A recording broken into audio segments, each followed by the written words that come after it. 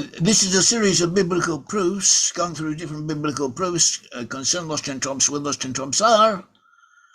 Yesterday, Nelson, Thal, and me and I, we had a private video session of our own, and it was quite good. It was interactive between us, and from that we made 2 videos that are now on the web. They can look at them and have your own impressions. And at all events, on those videos, we began the different signs of proving with the lost and tribes amongst Western peoples.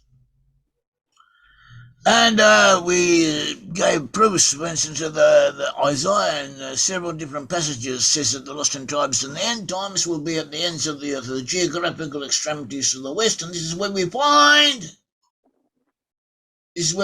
people who identify as belong to the west, to the lost and tribes of Israel. This is where they are. They are the geographical extremities of the earth, such as Australia, New Zealand, North America, Western Europe, the British Isles are all their geographical extremities. If you look at a map, we have the land of Israel is considered in biblical terms to be the center of the earth. So going out from there, the places that are at the ends of the earth are the places where the lost tribes are, and all these places are related to each other. For instance, Australia and New Zealand is in one corner, and most people in Australia and New Zealand come from Britain and come from Western Europe. And then another corner. And then we have North America with the same applies. So every place we find a concentration, or nearly every place we find a concentration of peoples who identify to be sent from the lost tribes of Israel. They are at the corners of the geographical extremities of the earth. This is how Isaiah prophesied they would be. And we had other points. We said the points that the lost and tribes are described as being in the isles of the sea and islands, or on peninsulas and coastlands. And we showed how this was also true. And we also spoke of Jeremiah making predictions concerning the North Country. The lost and tribes will be in the North Country, and Isaiah also associated the lost and tribes when they return with Tarshish, ships of Tarshish, which means ships plying the Atlantic Ocean, North America and Western Europe, so also in that area. And also Isaiah saying that lost and tribes will be in the western land of Israel, that will return from the west. Also, there's a reference to what we believe to be Australia as land of Siddim, Australia and New Zealand. And there were other points such as the dolmens, megalithic monuments of a certain type, a specific type, that are found in the land of Israel and the greater land of Israel, including Syria, Jordan, and Lebanon, all that area. And these very same type of dolmens also found in Turkey and in other portions of the Mediterranean, also in the Caucasus Mountains in Bulgaria, and after that through the Mediterranean areas, Sicily, Sardinia, Spain, up until Ireland in the British Isles, and also over into Scandinavia and down and through the Netherlands and down through that area. And they, in effect, describe pathways of migration. And Jeremiah in chapter 31 spoke of that. He exhorted the Israelites in their places of exile to set up dolmens. In the Hebrew, that's what it says in the dolmens. It refers to them as Tamrurim and Zionim, which in effect means dolmens or megalithic-type edifices. And he says to set them up in order that you will be able to see the way you came in order that you will know how to get back. In other words, proof that you descend from Israel is to be derived from them. And we refer to this, and this is an important point worth noting. And also another point is that the lost and tribes in Isaiah 41:9 would be in the not only in the ends of the earth, but in the most noble portions of the earth. That is the areas that are most beneficial to the inhabitants, salubrious climates. Places that are beneficial to the inhabitants, that are fertile places and also healthy places and free of all kinds of afflictions such as periodic visitations of nature and so on that we find amongst other nations, other peoples. So this is true in its own way. Is a sign, is a proof of Israelite ancestry or an indication. Also, we had the book of Elijah speaks of lost and tribes being in Tsarafat, according to the commentators, according to the simple Meaning of the Hebrew, and Tsarafat meant France, or meant areas of Western Europe. And it says expressly, according to Rashi, that the intention was to the first exile of Israelites, meaning those of the lost and tribes of Israel. So this was all of these were proofs, geographical proofs. Another point is that they would be in many waters and several different oceans. That is where we find them. We find them in the Atlantic Ocean, Pacific Ocean. We find them in the Indian Ocean, in Australia and New Zealand, and we find them in many waters, in other words. So that is what we have.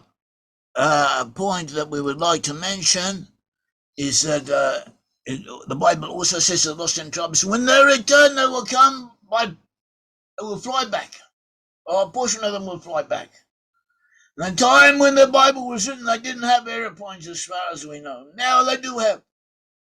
And the prophecies were written for the end time, so the prophets saw them flying, coming by plane, as they will come. We have Isaiah 11. Says that they're referring to the exiles returning. It says they shall walk up to the Lord, that he will roar like a lion when he roars. When his sons shall come trembling from the west, they shall come from the west, areas to the west of the land of Israel. They shall come trembling like a bird from Egypt, and like a dove from the land of Assyria. This could refer to mean to present-day Egypt and Assyria, or could mean other areas which also had similar names, such as Egypt is known as Mitzrayim in the Bible. Mitzrayim usually refers to the area we know as Egypt. Some cases it can refer to an area in northern Turkey and southern Russia. So we'll wait and see how things work out, but these are possibilities. And then he says they shall return in Hosea 11 like a dove from the land of Assyria. In other words, they will fly back. And so too we have Isaiah 60. It says, who are these who fly like a cloud and like doves to their roots, to their nests? When they come back, the exiles come back out. Isaiah says they will come flying like a cloud and like doves flying straight. So this is what we have. And this is a prophecy, and this is it's there in the Bible in black and white. And the prophet spoke of this. And we'll continue with our recognizable proofs and signs. And one of them was that the lost in tribes in the time of exile will be similar to a lion and a unicorn in the Hebrew, according to the Hebrew. And incidentally, the word aram, they have the word aram in Hebrew, which we have shown elsewhere means basically a unicorn. Possibly an auric type creature. Aurics were like bulls, sort of wild cows, very gigantic, very large. They existed up until a couple of hundred years ago in Europe, and also in the Middle East. And they were wild cows, they couldn't be tamed. They were about 3 or 4 times as large as the present cows. Some of them at that stage may have been larger. There are indications that there was a subtype of them that had that instead of having 2 horns, the 2 parts of the 2 horns grew together, making 1 horn. And this is known as the Sakai. It's depicted in Assyrian monuments, also in Scandinavia. The Gulston cauldron also shows depictions of this type of animal. And this apparently is the ram spoken of in the Bible, and the ram and the lion are referred to as symbols of the lost in tribes in their places of exile. The lion and the unicorn are symbols of Great Britain, and Great Britain represents tribes of Ephraim, both Ephraim and Manasseh in effect, and it is a symbol of the Britain, or the British Empire of the UK. It says in Numbers 24:8-9, God brings him out of Egypt. He has strength like a ram, like a unicorn. He shall consume the nations his enemies. He shall be powerful. He shall break their bones and pierce them with his arrows. Missiles, in other words, he bows down, he lies down as a lion. It is the lion who shall rouse him. Blessed is he who blesses you, and cursed is he who curses you. There was in Numbers 24, verses 8-9. We have other proofs. We have other proofs that we go into at another time. But amongst other things, the lost tribes in the places of exile will rule over other peoples. See Genesis 48:19. But his father refused and said, I know, my son, I know. He also shall become a people, and he also shall be great. But truly his younger brother, this Ephraim, shall be greater than he, and his descendants shall become a multitude of nations. Multitude of nations, in Hebrew Malay Goyim, literally the fullness of the nations, rule over the nations, according to Onkelos. And it shows that Ephraim was to become a ruler of other peoples. Also see Psalms 47, verses 3 to 4, shall subdue the peoples under him, the nations under our feet. He will choose our inheritance for us, excellence of Jacob, whom he loves. And so too we have Isaiah 42, 6 to 7.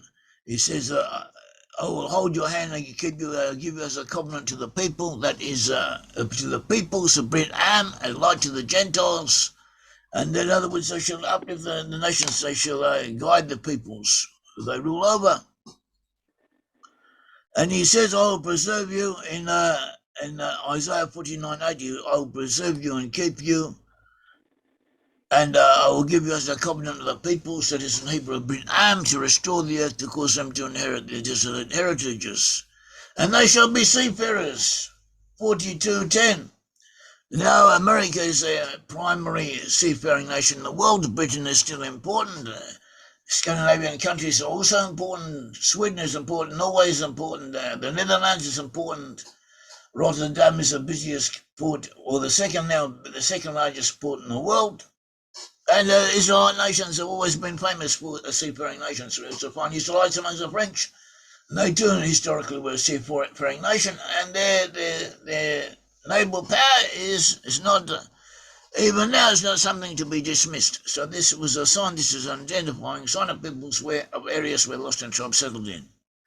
And he says, according to Isaiah 42:10, he says, sing to the Lord a new song, and his praise from the ends of the earth, from the ends of the earth, geographical extremities, you who go down to the sea and all that is in it, your islands and your inhabitants of them.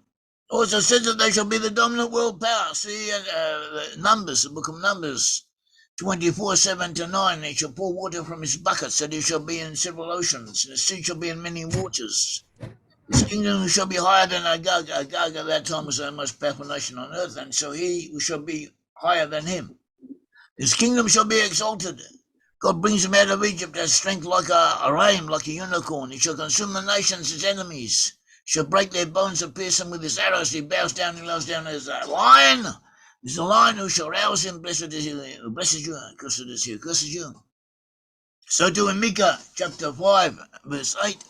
The remnant of Jacob shall be among the Gentiles in the midst of many peoples. Jacob refers to the lost 10 tribes, especially now appears North America. And America is a primary world power today. And the nickname for an American is Yank. And Yank is short from Jacob, and Jacob is short for Jacob. Jacob is short for Jacob.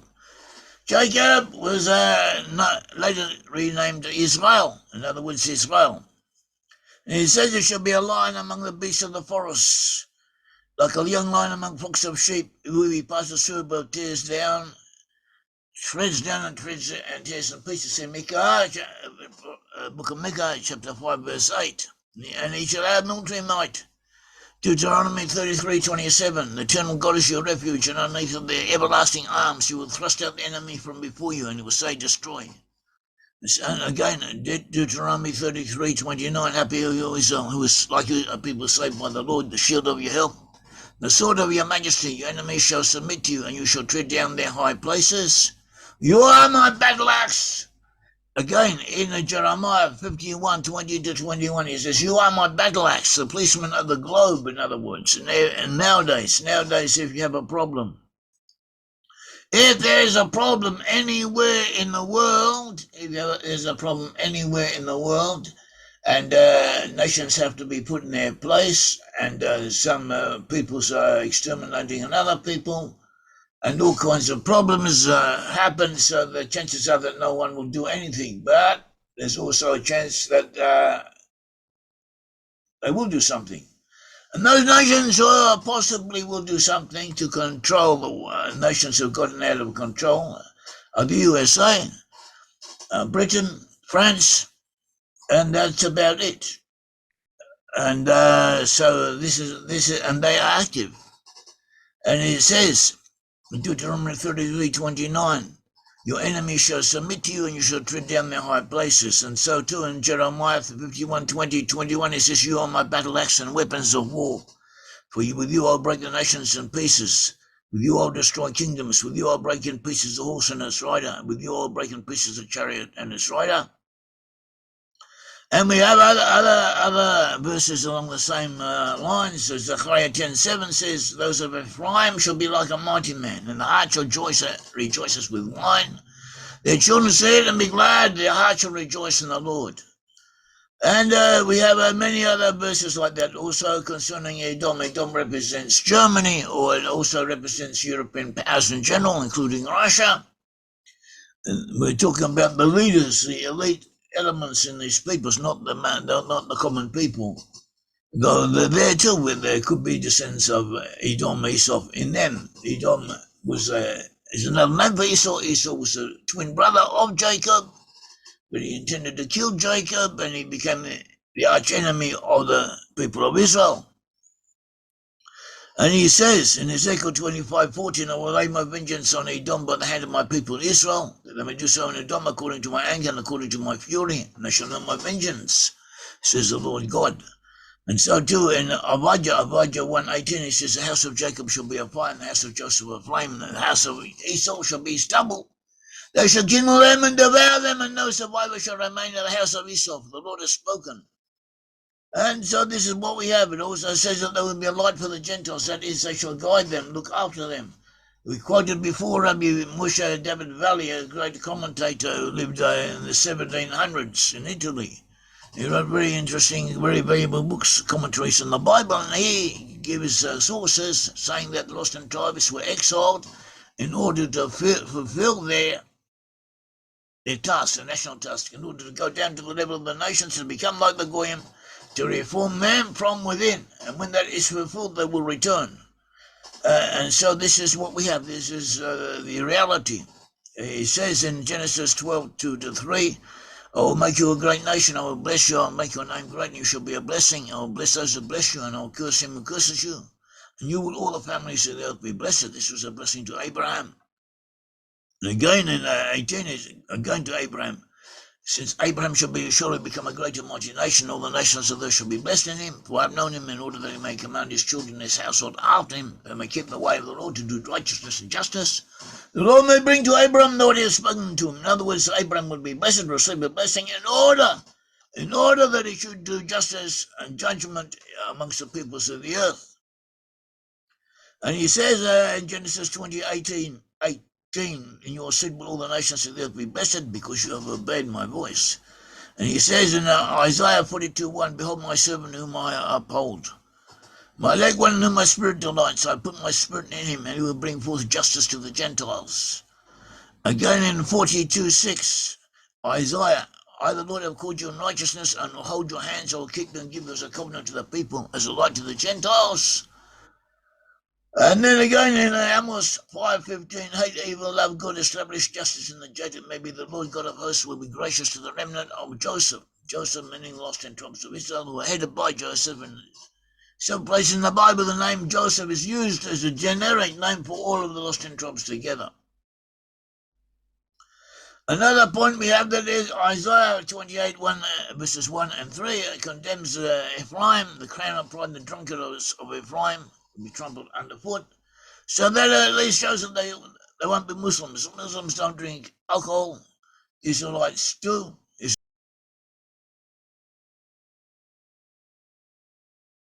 Israelites will, and they condemn for getting drunk on this.